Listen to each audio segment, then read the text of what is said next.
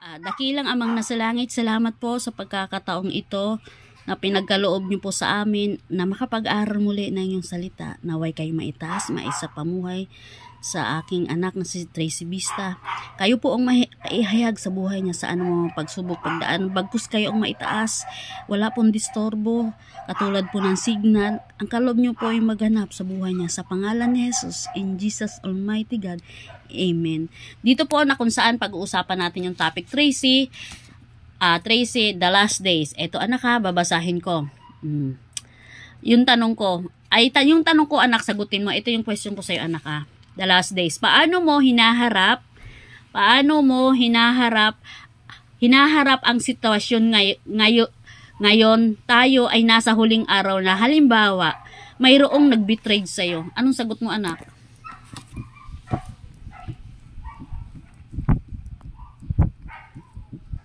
Anong masasabi mo anak?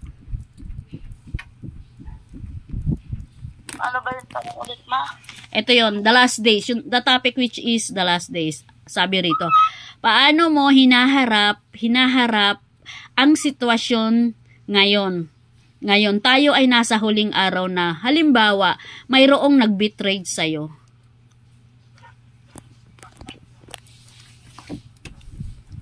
Para sa'yo. Oo. Panahon natin ngayon. Dahil nasa last days na tayo.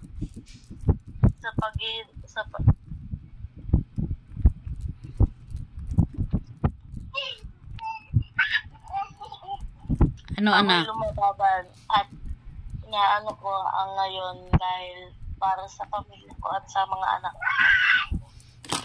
Kaya ako lumalaban. Ano pa? Hindi, ganito, ano pa? Yung mga halimbawa, mayroong nag-betray sa'yo, yun yung dahilan kaya ka lumalaban. Yes. Sila ang dahilan kung bakit hindi ako sumuko. How about Jesus Christ in your life? Siyempre, nasa gitna lagi yan. At lagi siyang nasa unahan. Okay. Proceed na tayo sa number 2. The question is, sa panahon ngayon, mayroong tumatalikod sa kanilang pananampalataya. For example, sa iyong assessment sa sarili mo, posibleng mangyari na ikaw sa iyong assessment sa sarili mo, posibleng mangyari na ikaw ay tatalikod? Ano sa palagay mo anak? The question is, proceed tayo sa number 2, which is, sa panahon ngayon, mayroong tumatalikod sa kanilang pananampalataya. Sa iyong assessment, sa sarili mo, posible bang mangyari na ikaw ay tatalikod? Hindi. What else? Hindi, kasi kapag tayo ay tumalikod sa Panginoon, ay talikuran na rin tayo ng Panginoon. Dahil kung wala tayong Panginoon, paano na tayo ngayon? Okay. Wala na? Yun lang. Okay, proceed na tayo sa number 3.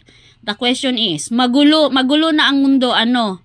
Ano ang gampanin mo bilang tinawag ng Diyos sa sitwasyon ngayon ng mundo? Tinawag ako ng Diyos para maghatid ng salita ng Diyos sa mga tao para sa nararating ng kanyang pagbalik sa ating mundo. Ano pa anak? At dinala ako ng Diyos dito para hindi sumuko sa hamon ng buhay. Ay, thank you anak. Salamat. God bless. Mag-pray na tayo. Sige, okay, ako na. Dakilang Amang nasa langit, salamat sa pagkakataong ipinagkaloob mo sa amin na walang anumang balakid, maging ang signal. Kayo po ang maitaas, maisapamuhay na aking anak na si Tracy Vista.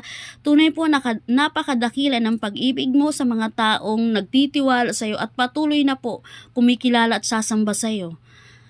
Sa pangalan ni Jesus, in Jesus Almighty God, Amen. God bless.